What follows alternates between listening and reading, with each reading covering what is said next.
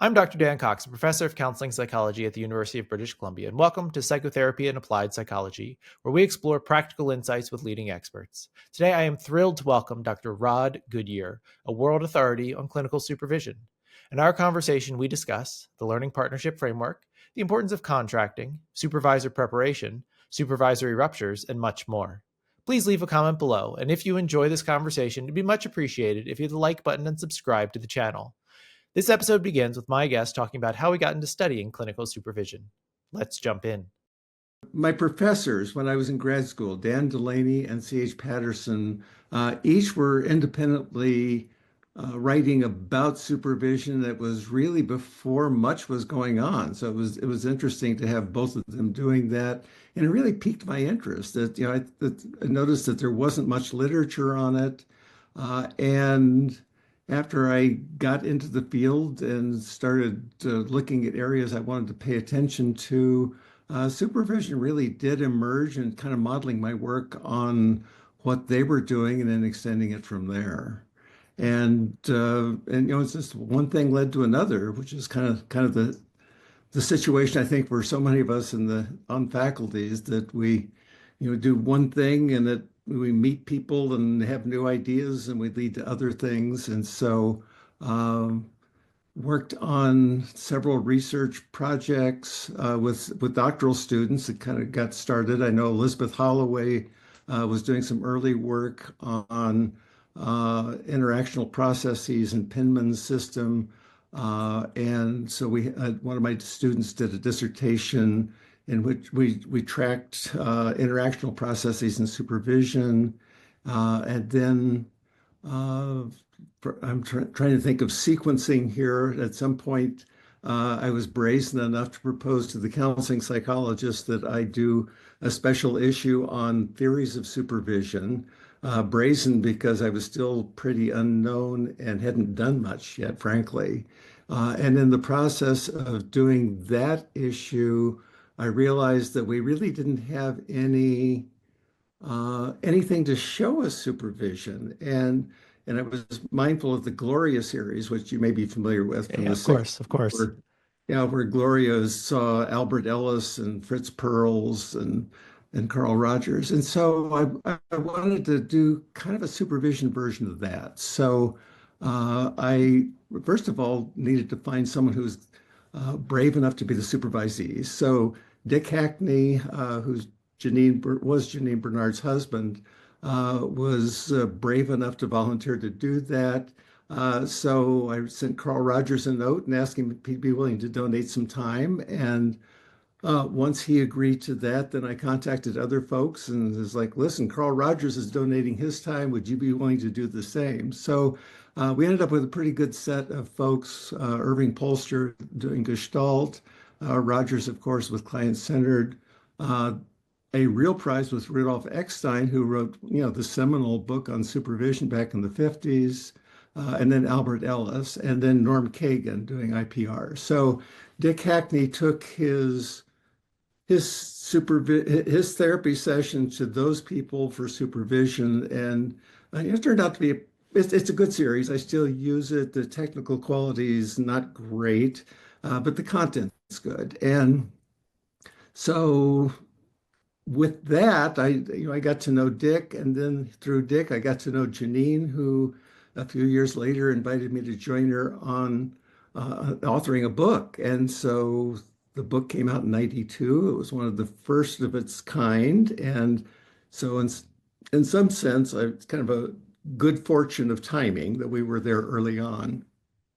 And so continued to write that book in various editions. It's now being written up in the seventh edition, and I'm pleased to be able to do that. So that's kind of a very quick version of a 40-year history that's been pretty exciting to me. So I, I have Well, I grabbed off my shelf. Here's my third edition of the okay. book from when I was in graduate school. So maybe showing my own age, but I had to grab that off. I had to grab that off the shelf before this conversation. Thank you. And let me add another piece to that, which is about 12 years ago, I did a Fulbright in South Korea, and spent a semester at Yonsei University, and really that was just one of those enlightening experiences where I realized, and it's embarrassing just to say it at this point aloud, but that we in the U.S. weren't the center of the universe, that uh, there was so much else going on in the rest of the world that we could learn from. And so I started working a little bit with some Korean colleagues, and then shortly after that, Changming Duan at the University of Kansas was instrumental in connecting Carol Fallender and me to colleagues in China. And for the last 10 years, we've been running a fairly large program. We've trained over 1,000 supervisors in China under a program sponsored by the Clinical and Counseling Psychology Registration System of the Chinese Psychological Society. So that was one of those career high. I mean, it understates it to say it was a career highlight. That it's been uh, really enormously satisfying to be part of that.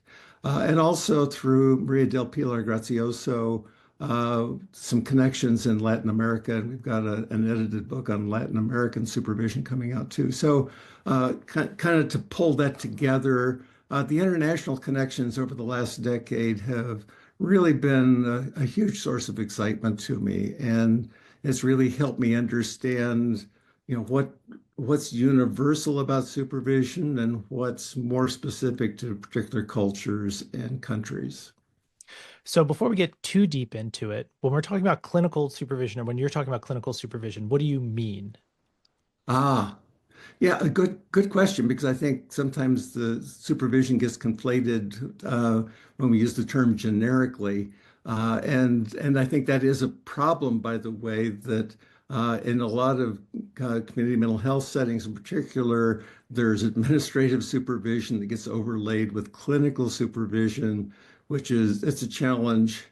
So clinical supervision is focused on um, teaching and learning processes primarily, and the goal is to help a more junior member of the profession develop. Usually, I think there's some qualifiers to that. In other countries, it includes more senior members of the profession, and that has some nuances that are important too. But it's a teaching learning process, and so. When we're talking about administrative supervision, where you're like a line supervisor in a clinic, your primary responsibility is to that agency or clinic to make sure it's running well. And if the if your supervisee isn't doing well, you might take different steps than in clinical supervision, where you'd want to take it, to use those missteps and mistakes as an opportunity to learn, and you have a different level of commitment. I'm glad you raised that, because it's kind of an ongoing tension, and so many people wear both hats and try to sort those out, which is not always easy. Right. So could you tell me about the best clinical supervision or the best clinical supervisor or one of, that you ever had?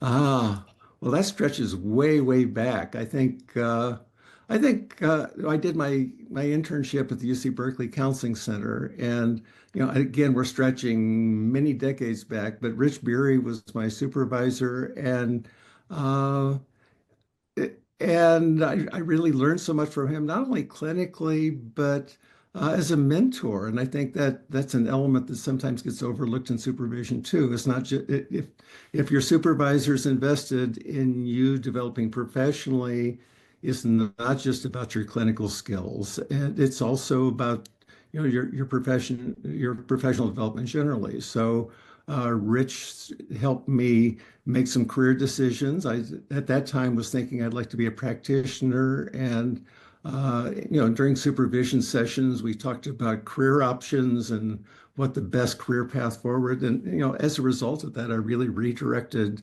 my career planning. So Rich really stands out as kind of an example of really excellent supervision for those reasons. What about the worst? The worst either, so you don't have to name names, obviously, but sort of one of Uh, the either with it, a specific anecdote or experience you had, or just general uh, style or whatever. I've been pretty lucky, but again, we're stretching back many decades. When I was still a grad student, one of my supervisors treated it pretty casually and really, I think, personified what Mike Ellis talks about as inadequate supervision. He, would, treat it, the supervision was casual. And whether we actually met or not, and whether we maintained the full hour.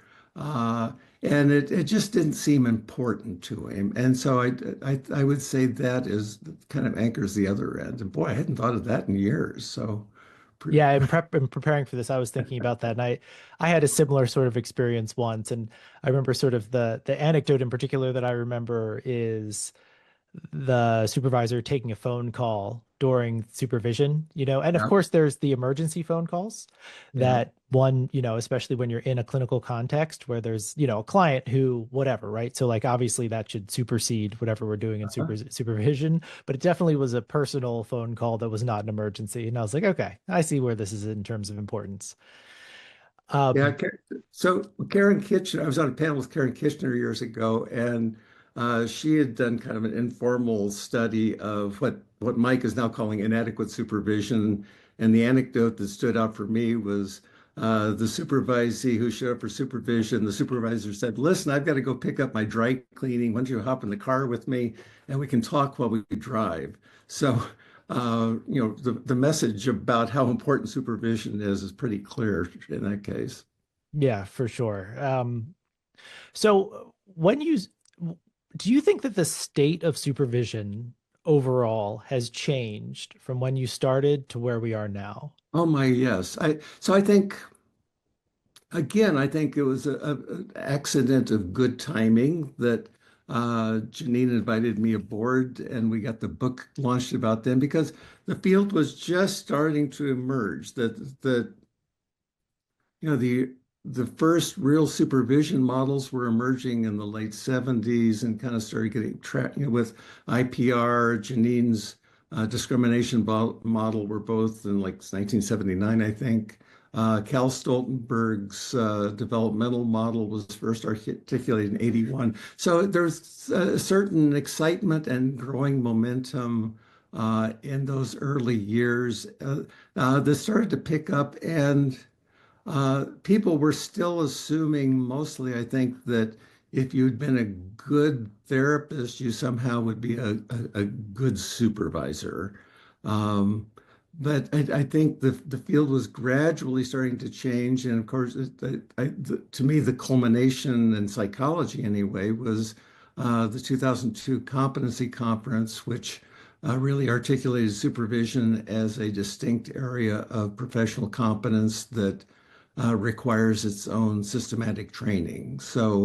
Uh, in that period of time, it really did evolve, and still evolving, even though we've now espoused that goal that you should be trained systematically.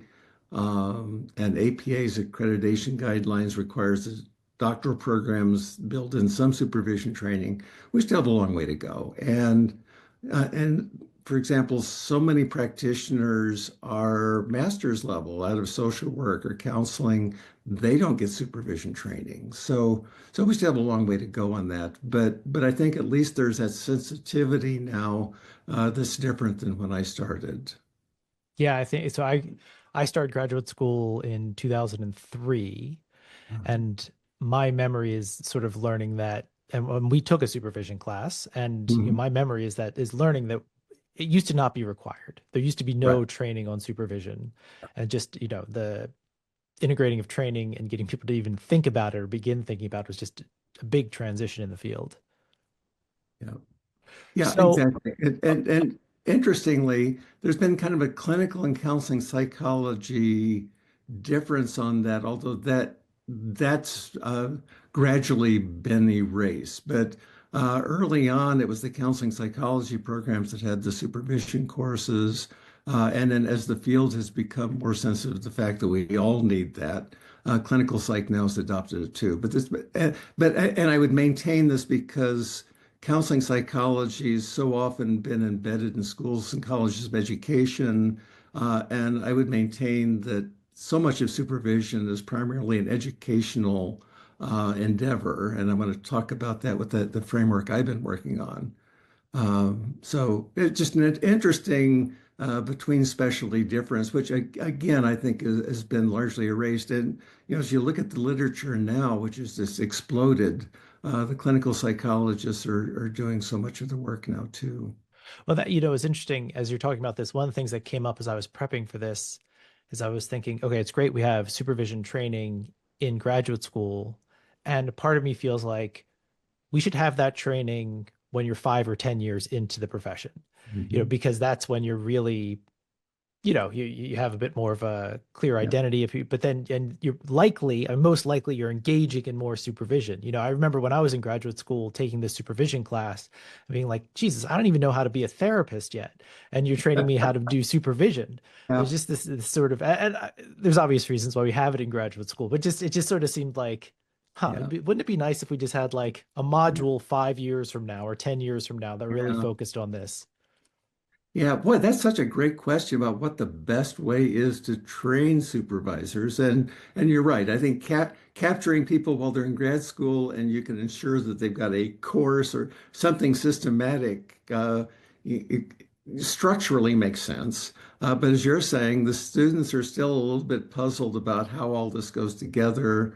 I I teach doctoral level courses on this, um, one good part of that, of course, is that the students at least come out empowered to get more out of their own supervision, so they get that. But yeah, then they have to wait a few years before they're actually doing it. And wouldn't it be nice to maybe do a refresher course or something? But we just don't, we're doing well to get people to get any training right now. But wouldn't it be great if we had some longer term structures that reinforced it in some different ways? It does make me wonder and sort of think about what percentage of continuing education activities are focused on clinical supervision, Yeah. you know?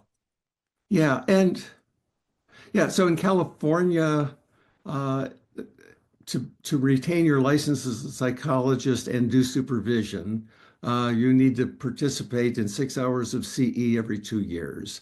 And so CE's been one avenue to do it. I think it's nice as a refresher. CE by itself, I think, isn't, it's better than nothing for someone who's not had a formal course. But it's kind of it's inadequate because we choose CE courses by what's interesting to us. Okay, so we'll go look at this aspect of supervision in this workshop, and this on another, and there's not a coherence to it.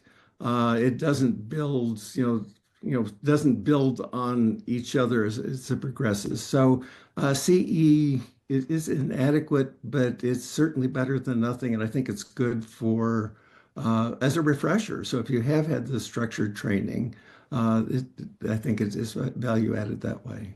For sure. So one of the things that you've alluded to this.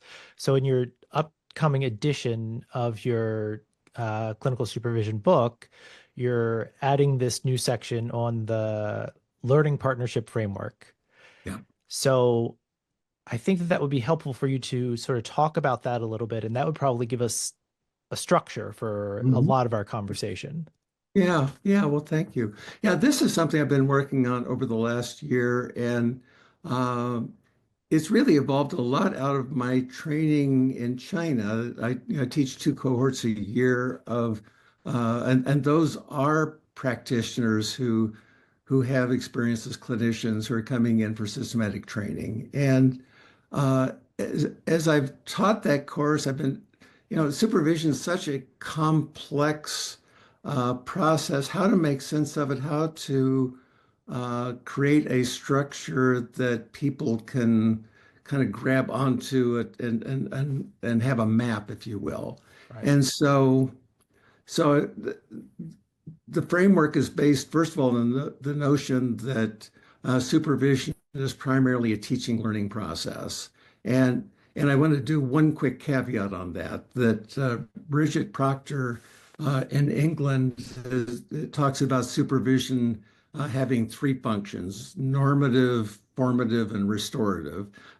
So the normative part are the parts where we monitor the supervisees' adherence to ethical standards. Are they getting case notes written up? Are the paperwork done? Kind of the administrative tasks. Um, there's also the restorative part, which I think there's some increasing attention to, especially with things like trauma-informed supervision and and uh, and in other countries where supervision is career long. I think the educational part becomes less salient and the restorative part just kind of a safe space to sit down and kind of get renewed takes ascendance. So, this kind of the normative and restorative parts are, I think, are important.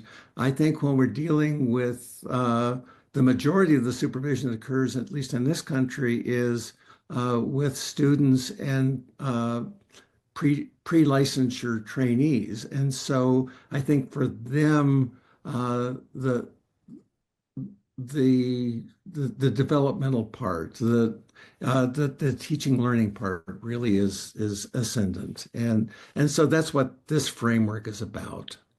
And and so essentially the assumptions in this framework are that uh, first of all, that the relationship is foundational for everything, the supervisory relationship, that unless you have trust in your supervisor, that you can come in and confess your mistakes and not feel criticized or punished for them, you're not going to be very disclosing about what you're doing. You're not going to be freed up to be reflective about your work and all those things. So the relationship is really at the core of all this. And so one set of supervisory interventions are focused on the relationship and maintaining that.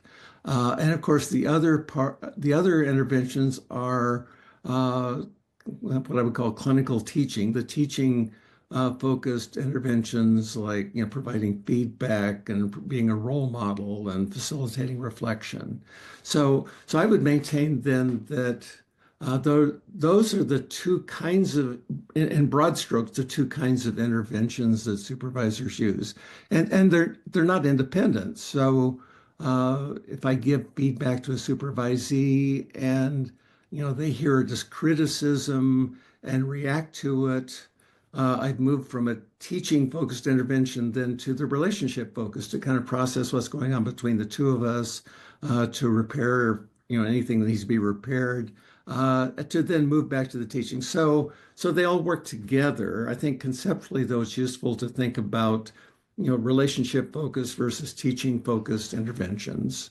And and the other thing that the framework does is differentiate between interventions and how we get information about what our supervisees are doing. So another cluster in the framework is that uh, do we rely on self-report of supervisees, which is actually what most supervisors do, and what are the limitations of that? Do we directly observe our supervisees' work? And if so, how? Do we do live observation? Do we do video recordings? Do we get client feedback, which I think is a best practice that's not not often used. So those kinds of things, I think, again, conceptually, it's important to separate from the interventions, even though they kind of go together. So if a supervisee brings me in a recording, that's a source of information about what they're doing, but then I'll also do some kind of intervention around that. I might invite reflection on their process and so on. So, in actual practice, those things get conflated, the getting the information and the intervention. So what I've tried to do is create a framework where at least conceptually you can understand how one is a little bit separate from the other and how that can be useful to you to know. Um, so I've talked about three aspects of the framework then, how you get information, the two kinds of interventions, relationship focused and teaching focused.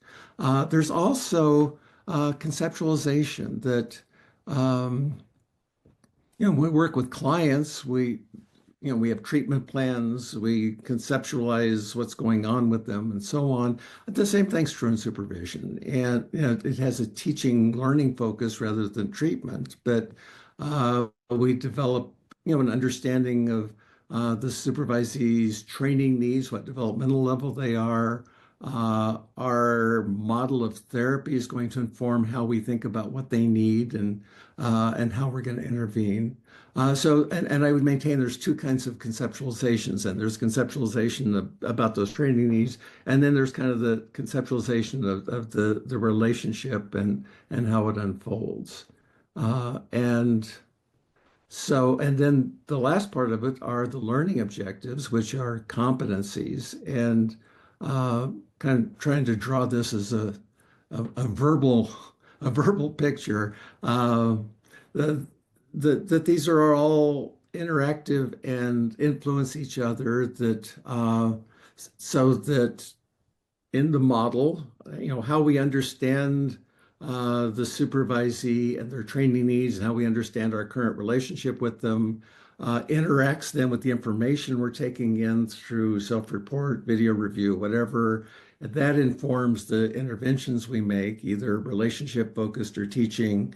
And all of that, and the conceptualization is driven in part by our understanding of the competencies. So, hope that wasn't overwhelming as I try to do that in a verbal way for it's kind of, if you see the graph, it's got lots of arrows going.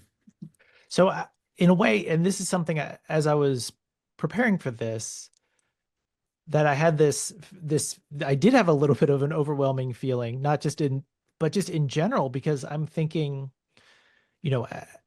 as a clinical supervisor, well, let me back up a little bit. So, as a therapist, there's a lot going on, right? You're paying attention to a lot with your client, and at the end of the day, I don't want to say this is simple, but there is a little bit of I want them to get better, whatever that means, and how. So that, but with supervision, what I found as I was preparing for this is my head swam a little bit in thinking like, man, what is my objective? Like, what is the goal here? What's the focus? Mhm. Um, because it feels more diffused even than just working with a client, which is extremely challenging and often nebulous. That Yeah. like because you're adding an extra layer, because still at the Mhm. end of this supervision layer is your supervisee is working with clients. Yeah. So it adds an extra layer to it. And so I was sort of feeling that as I was preparing for this. Yeah. Yeah, and so a couple of thoughts. One is, it seems to me that our foremost obligation ethically is to make sure that the clients are getting the treatment they need and that bad things aren't happening as a result of what our supervisees are doing. However, that obligation exists only because our supervisees are there to learn and they need to be working with the clients to learn. So again, it takes us back to the core purpose is teaching. Client protection kind of evolves out of that need.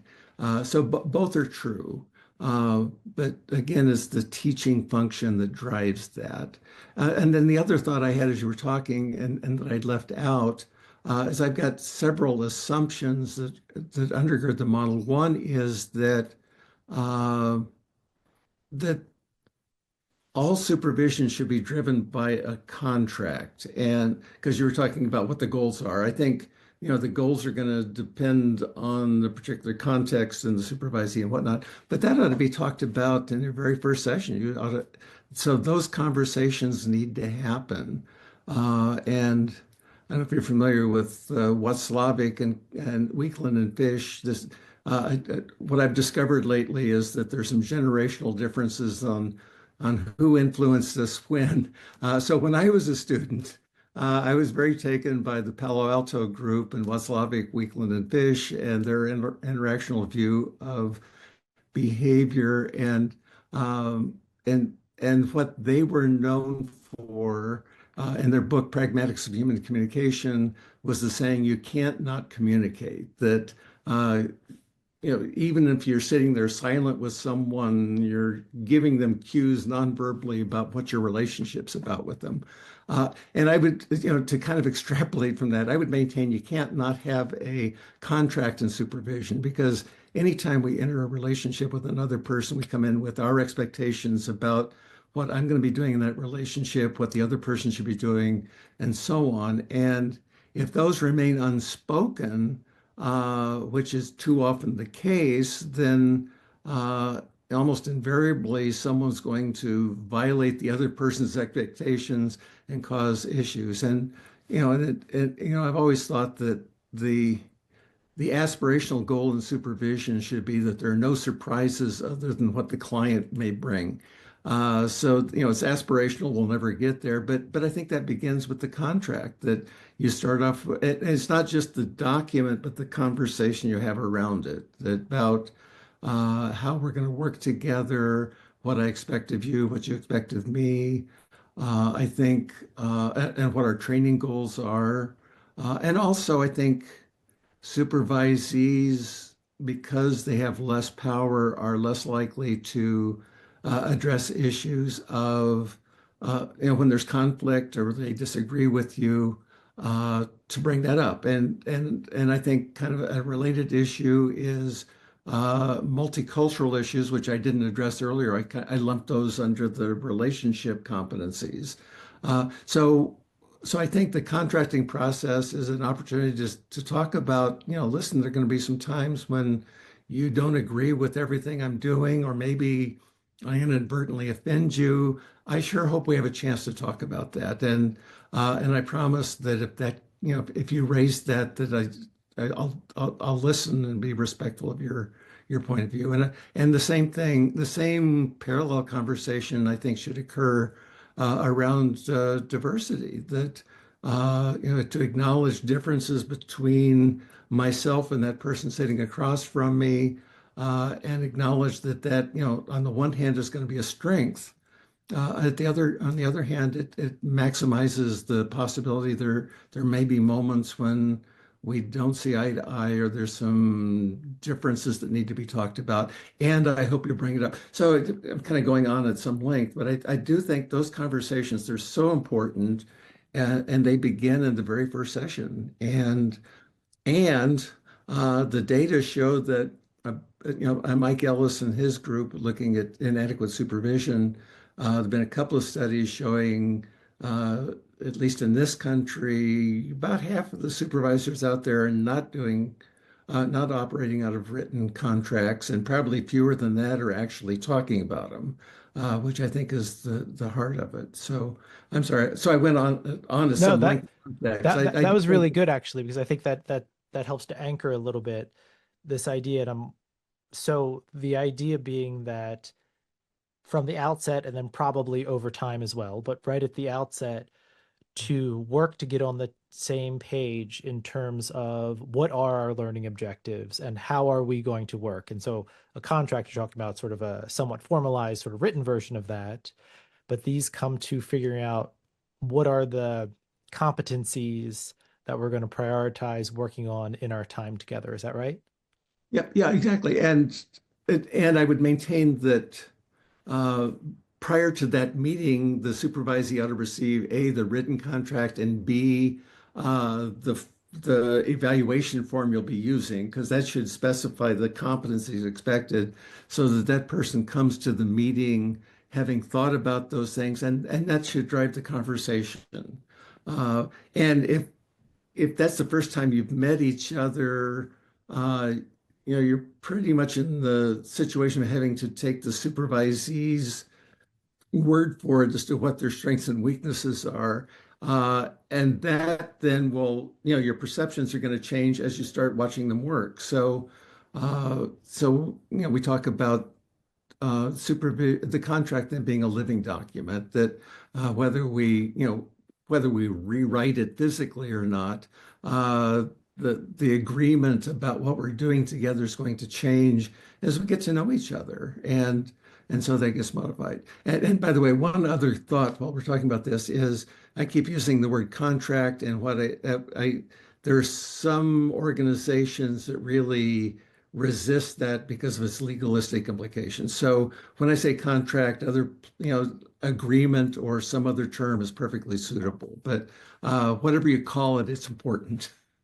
So one of the things that is clear here is that the supervisor or the organization the will have put some thought in on the front end in terms of what we're going to sort of prioritize working on, what you're going to be evaluated on, to Yeah, give that to the person, and then yeah, turn that into a conversation and living document as you progress. And actually, now that I'm thinking about it, because having this conversation is making me think back to my own experiences, that was, sort of in the best supervision, which is what I had on internship, um, was that is what happened. And it would, as we went through, either something that I would come to my supervisor saying that I felt, oh man, I have no idea how to do this, or can we listen to this part of this tape because I stunk, or yeah. something that she would say, in a much kinder way, hey, you really stink at this.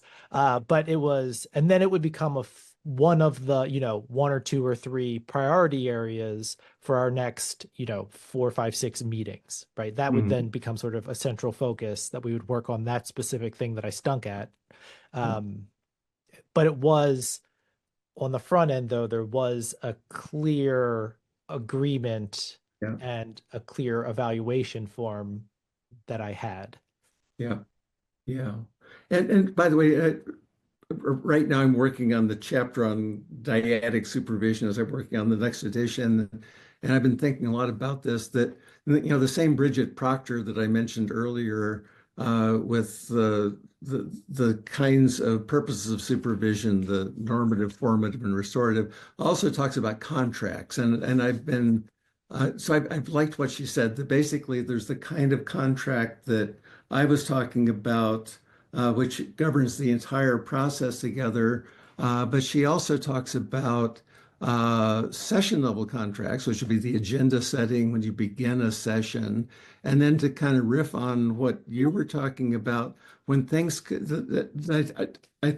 I think episodically, that you think of the supervision sessions have little episodes with a beginning and ending point, or that beginning and ending point can stretch across sessions. But as the example you gave, something comes up as you watch a video, that kind of is a marker then for an episode that begins. And Proctor would talk about that as kind of a micro contract. It's like, okay, just came up. Let's work on this for a little bit, and then that has a natural course that kind of concludes One of the later. things, so I had on here when as I was coming up with questions and preparing, I had written down to ask you, why does lots of supervision suck? So I had that written down.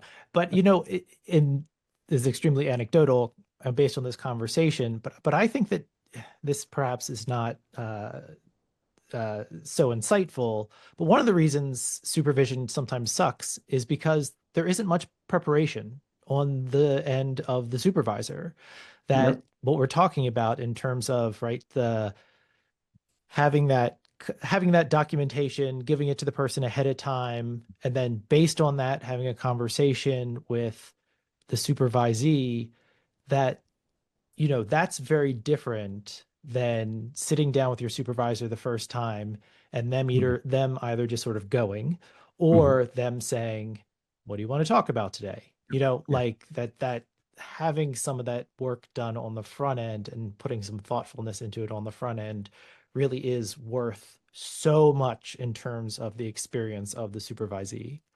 Yeah. No, absolutely. And I think